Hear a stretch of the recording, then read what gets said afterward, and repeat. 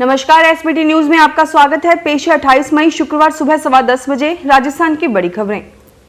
मुख्यमंत्री अशोक गहलोत ने कहा है कि कोरोना संकट के कारण लोगों की आजीविका पर विपरीत असर पड़ा है। ऐसे में ग्रामीण क्षेत्रों में कोविड प्रोटोकॉल के साथ मनरेगा के माध्यम से लोगों को रोजगार से जोड़कर उन्हें राहत दी जाएगी। उन्होंने कहा कि आगामी महीनों में मानसून को देखते हुए मनरेगा के तहत पौधारोपण का कार्य बृहद स्तर पर कराया जा सकता है। प्रधानमंत्री नरेंद्र मोदी आज तूफान प्रभावित पश्चिम बंगाल और ओडिशा का दौरा करेंगे। सबसे पहले वे ओडिशा की राजधानी भुवनेश्वर पहुंचकर रिव्यू मीटिंग करेंगे। इसके बाद बालासोर, भद्रक और पूर्वी मेदिनीपुर का हवाई सर्वे करेंगे। इन जिलों में ही तूफान ने सबसे ज्यादा तबाही मचाई है। इसके बाद वे बंगाल में भी रिव्यू मीटिंग करेंगे।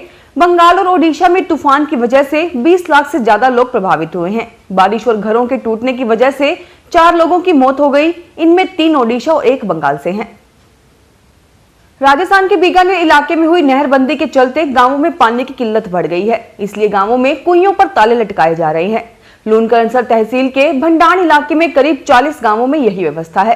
तहसील के हंसेरा, सोडवाली, बिकनेरा, खोखराना, खिलेरिया, खिएरा, लालेरा, ऊंचाइया, उदेशिया, मोराना और साधेरा समेत सभी गांवों में कुई बनी हुई है। इसके अलावा खाजूवाला, पुगल, श्री कोलाय समेत कई तहसीलों के गांवों में भी इसी तरह की व्यवस्था है। अमेरिकी कंपनी फाइजर ने केंद्र सरकार से कहा है कि उसकी वैक्सीन 12 साल और इससे ज्यादा उम्र के सभी लोगों के लिए सुरक्षित और बेहद असरदार है।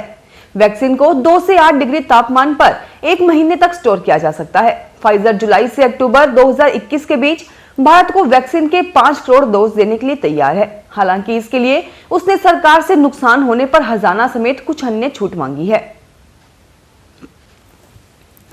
2 चक्रवाती तूफान ताउते और यास के गुजरने के बाद अब मानसून का इंतजार है। मानसून की उत्तरी सीमा कोमोरिन सागर तक पहुंच गई है। मौसम विभाग का अनुमान है कि अगले 2 से 3 दिन में केरल के तट पर दस्तक दे देगा। पृथ्वी विज्ञान मंत्रालय के सचिव ने कहा कि मानसून 31 मई को केरल के तट पर पहुंच जाएगा। केरल में मानसून के दस्तक देने की सामान्य तारीख वैसे 1 जून है, लेकिन मौसम विभाग ने इसके 31 मई को ही दस्तक देने की भविष्यवाणी करते हुए 4 दिन प्लस माइनस होने की संभावना भी जताई थी।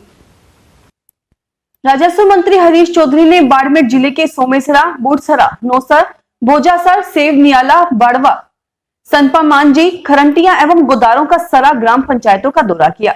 इस दौरान मंत्री ने ग्राम स्तरीय कोर कमेटी के सदस्यों एवं स्थानीय जनप्रतिनिधियों से कोरोना संक्रमण की रोकथाम एवं आमजन के स्वास्थ्य के सुधार के लिए किए जा रहे प्रयासों की समीक्षा की।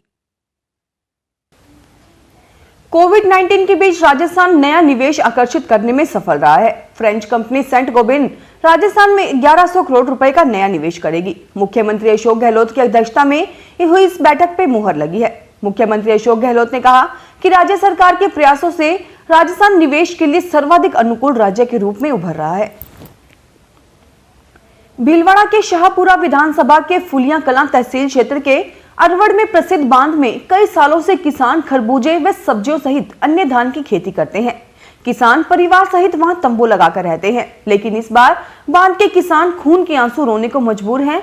वजह है हाल ही में इस क्षेत्र से होकर गुजरा ताउते तूफान। ताउते तूफान के कारण तेज आंधी के साथ 3 दिन तक चली बारिश ने किसानों को भारी नुकसान पहुंचाया है। तूफान ने उनकी कमर तोड़ दी है।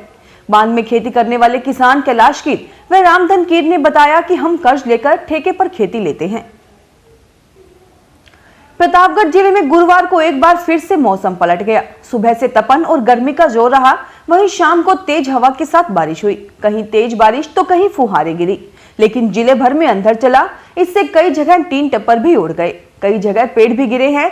जिले में दिन भर की उमस एवं तपत रही। बाड़मेर में एक तरफ जहां कोरोना संक्रमण के खतरे को देखते हुए आमजन को घरों में रहने को कहा जा रहा है, तो दूसरी ओर शिक्षकों के ग्रीष्मकालीन अवकाश खत्म हो रहा है। ऐसे में उनको घर से कई किलोमीटर दूर ड्यूटी पर आना होगा। यह उनके चिंता का कारण भी है। घर से विद्यालय आने के लिए एक तरफ जहां साधन नहीं होंगे, तो दूसरी ओर संक्रमण का खतरा भी रहेगा। ऐसे में शिक्षकों को इंतजार है तो सिर्फ ग्रीष्मकालीन अवकाश बढ़ाने का। अजमेर जिले में कोरोना संक्रमण की दूसरी लहर अब कमजोर पड़ने लगी है।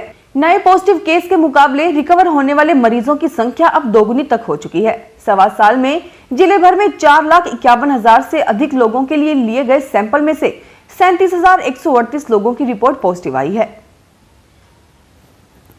वैक्सीनेशन के लिए सरकार ने नई गाइडलाइंस जारी की है। इसमें सीनियर सिटीजन्स और दिव्यांगों के लिए सहूलियत दी गई है। कोविड वैक्सीनेशन के लिए बने एक्सपर्ट ग्रुप ने केंद्र को रिकमेंडेशन भेजी थी कि 60 से ऊपर आयु वाले, बीमारी से परेशान और दिव्यांग लोगों को घर के पास वैक्सीन लगाई जाए ताकि उन्हें दूर न जाना पड़े। सरकार ने इस रिकमेंडेशन को मंजूर कर लिया है। फिलहाल इस बुलेटिन में इतना ही। फिर हाजिर होंगे और बड़ी खबरों के साथ। एसबीटी न्यूज के वीडियो देखने के लिए हमारे चैनल को सब्सक्राइब करें और नोटिफिकेशन पाने के लिए बेल आइकन को प्रेस करें।